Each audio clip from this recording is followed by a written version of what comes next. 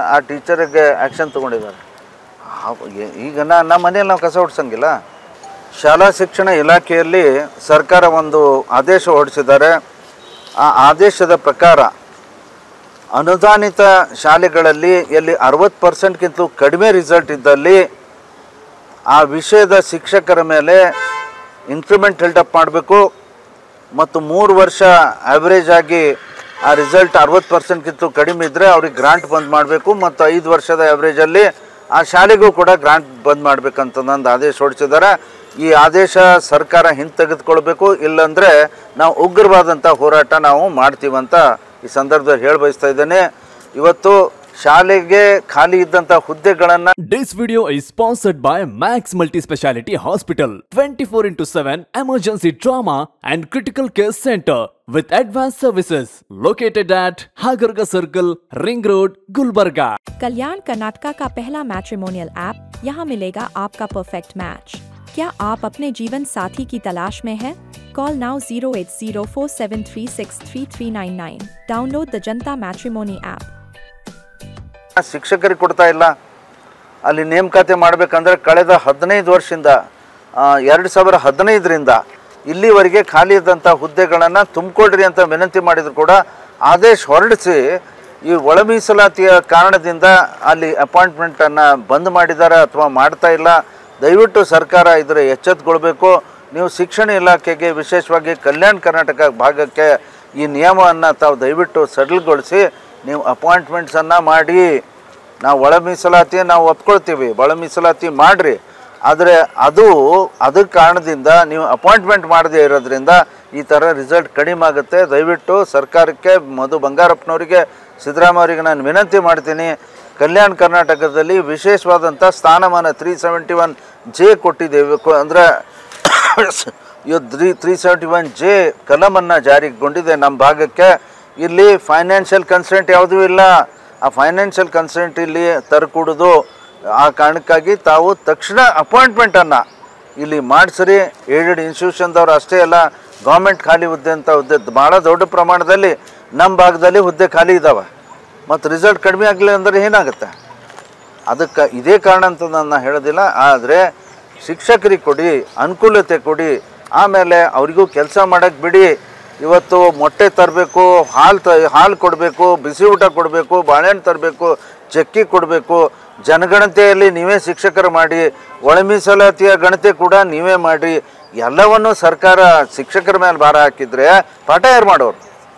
ಅದಕ್ಕೆ ಶಿಕ್ಷಕರು ಕೂಗಾಡ್ತಿದ್ದಾರೆ, ಒಂದೇ ಮಾತು ಹೇಳ್ತಾರೆ, ನಮಗೆ ಪಾಠ ಮಾಡೋಕ್ಕೆ ಬಿಡಿ, ನಾವು ಪಾಠ ಮಾಡ್ತೀವಿ, ಒಳ್ಳೆ ರಿಸಲ್ಟನ್ನು ಕೊಡ್ತೀವಿ. ಆ ಕಾರಣಕ್ಕಾಗಿ ಸರ್ಕಾರ ಈ ಒಂದು ಸರ್ಕ್ಯುಲರನ್ನು ದಯವಿಟ್ಟು ಹಿಂಪಡೆದು ಅವರಿಗೆ ಈ ಥರದ ಕ್ರಮ ದಯವಿಟ್ಟು ಕೈಗೊಳ್ಳಬೇಡ್ರಿ. ಅವರಿಗೆ ವಿಶ್ವಾಸದಲ್ಲಿ ತೆಗೆದುಕೊಂಡು ನಾವು ಕೆಲಸವನ್ನು ಮಾಡುವಂಥ ಒಂದು ಪ್ರಯತ್ನ ಎಲ್ಲ ಹಂತದಲ್ಲಿ ಮಾಡಿ ನಾವು ರಿಸಲ್ಟ್ಸನ್ನು ಇಂಪ್ರೂವ್ಮೆಂಟ್ ಮಾಡೋಣ ಅಂತ ಹೇಳ್ತಿದ್ದೀನಿ. ಇವತ್ತು ತಕ್ಷಣ ಆ ಆರ್ಡರನ್ನು, ಆ ಸರ್ಕ್ಯುಲರ್ ವಾಪಸ್ ತಗೋಬೇಕು. ಸರ್, ಮೊದಲು ನಿಮ್ಮ ಸರ್ಕಾರದಾಗ ಕೂಡ ಅಪಾಯಿಂಟ್ ಮಾಡಿಲ್ಲ ಅಂತ ಒಂದು ಆರೋಪ ಹೇಳ್ತಾರೆ ಸರ್. ನಿಮ್ಮ ಸರ್ಕಾರದಾಗ ನೀವೇನು ಮಾಡಿದ್ದೀರಿ ಅವ್ರು ಕೇಳೋ ಪ್ರಶ್ನೆ ಸರ್. ಕಂಪ್ಯಾರಿಟಿವ್ಲಿ ನಿಮ್ಮ ಭಾಳ ಸ್ಪಷ್ಟವಾಗಿ ನಾನು ಅಂಕಿ ಸಂಖ್ಯೆ ಕೂಡ ಕೊಡಲಿಕ್ಕೆ ನಾನು ತಯಾರಿದ್ದೀನಿ. ಇವತ್ತೇನು 15,000 ಹುದ್ದೆಗಳು 15,000 ಹುದ್ದೆಗಳು GPTಯಲ್ಲಿ, ಅಂದರೆ graduate train teachers, graduate primary teachers appointment ಯಾವಾಗಾಯಿತು? ನಮ್ಮ ಕಾಲದಲ್ಲೇ ಇತ್ತು, ಭಾಳ ದೊಡ್ಡ ಸಂಖ್ಯೆಯಲ್ಲಿ. ಆಗ 5,000 ಅದರೊಳಗೆ ಹುದ್ದೆಗಳು ಕಲ್ಯಾಣ ಕರ್ನಾಟಕಕ್ಕೆ ಮೀಸಲಿಟ್ಟಿದ್ದಾರೆ. 5,000 ಟೀಚರ್ಸ್. ಅಷ್ಟು ದೊಡ್ಡ ಅಪಾಯಿಂಟ್ಮೆಂಟನ್ನು ಎಂದೂ ನೋಡಿಲ್ಲ. ಗೋವಿಂದಗೌಡರು 2,000 ಬಹುಶಃ ಹಿಂದೆ ಗೋವಿಂದಗೌಡರ ಕಾಲದಾಗ ಒಂದೇ ಕಾಲದಲ್ಲಿ ಸುಮಾರು ಒಂದು 9,000 ಹುದ್ದೆಗಳಿಗೆ ಅಪಾಯಿಂಟ್ಮೆಂಟನ್ನು ಕರೆದು ಸುಮಾರು ಒಂದು 7,000 ಜನರಿಗೆ ಅಪಾಯಿಂಟ್ಮೆಂಟ್ ಕೊಟ್ಟರು. ಅದು ಬಿಟ್ಟರೆ ಅದಾದಮೇಲೆ ಭಾಳ ದೊಡ್ಡ ಸಂಖ್ಯೆಯಲ್ಲಿ ಅಪಾಯಿಂಟ್ಮೆಂಟ್ ಆಗಿದ್ದು ನಮ್ಮ ಕಾಲದಲ್ಲಿ. ಕೋರ್ಟಲ್ಲಿ ಬಿತ್ತು. ಅದಾದಮೇಲೆ ಈ ಸರ್ಕಾರ ಬಂದಾಗ ಆರ್ಡ್ರ್ ಕೊಟ್ಟರು. ಎಲ್ಲ ಪ್ರಕ್ರಿಯೆ ನಮ್ಮ ಸರ್ಕಾರದಲ್ಲಿ ಆಯಿತು. ಇವತ್ತು ಪ್ರಮೋಷನ್ಸ್ ಕೊಟ್ಟಿದ್ದಾರೆ, ಅಪಾಯಿಂಟ್ಮೆಂಟ್ ಕೊಟ್ಟಿದ್ದಾರೆ ಭಾಳ ದೊಡ್ಡ ಸಂಖ್ಯೆಯಲ್ಲಿ. I can give you the figures. ನಮ್ಮ ಸರ್ಕಾರದಲ್ಲಿ ಜಾಸ್ತಿ ಅಪಾಯಿಂಟ್ಮೆಂಟ್ ಕೊಟ್ಟಿದ್ದಾರೆ ಅಂತ. ಸರ್, ಇವಾಗ ನೀವು ಸ್ವಾಗತ ಮಾಡಬೇಕಿತ್ತು, ಟೀಚರ್ ಮೇಲೆ ಆ್ಯಕ್ಷನ್ ತೊಗೊಂಡ್ರೆ ಟೀಚರ್ ಪಾಠನೇ ಹೇಳ್ತಾ ಇಲ್ಲ, ಬರೋದು ಹರಟೆ ಹೊಡೋದು ಹೋಗೋದು ಆ ಥರ ಅಲ್ಲ. ನಾವು ಸುಮ್ಮನೆ ಅಲ್ಲ, ಆ ರೀತಿ ಅಪಾದನೆ ದಯವಿಟ್ಟು ಮಾಡಬೇಡಿ ಏನ್ರಿ.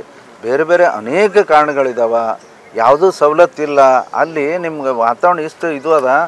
ಈಗ ಕಸ ಗುಡಿಸುವಂಥದ್ದು ಕೆಲಸನೂ ಕೂಡ ಕಂಟಿಂಜೆನ್ಸಿ ಅಮೌಂಟೇ ಇಲ್ಲ. ನೀವು ಇದೆಲ್ಲ ಮೇಂಟೈನ್ ಮಾಡ್ಬೇಕಂತಂದ್ರೆ ಪ್ರೈವೇಟ್ ಇನ್ಸ್ಟಿಟ್ಯೂಷನ್ ಒಳಗೆ ಹಳ್ಳಿ ಒಳಗೆ ಎಲ್ಲಾದ್ರೂ ಯಾರು ಫೀಸ್ ಕೊಡ್ತಾರೆ? ಫೀಸು ಇಲ್ಲ ಏನೂ ಇಲ್ಲ, ಇದ್ದಿದ್ದು ಒಂದು ಸ್ವಲ್ಪ ಏನಾರ ಕಲೆಕ್ಟ್ ಮಾಡಿದ್ರು ಗೆಸ್ಟ್ ಟೀಚರ್ಸು ತೊಗೋತಾರೆ, ಅದನ್ನು ಪೂರ್ತಿ ಇಲ್ಲ. ಮೊನ್ನೆ ಒಂದು ಕಡೆ ಬೆಂಗಳೂರು ಹತ್ತಿರ ಒಂದು ಊರಲ್ಲಿ ಪಾಪ ಮಕ್ಕಳ ಕಡೆಯಿಂದ ಕಸ ಹೊಡಿಸೋದು ಮಾಡಿದರೆ ಆ ಟೀಚರಿಗೆ ಆ್ಯಕ್ಷನ್ ತೊಗೊಂಡಿದ್ದಾರೆ.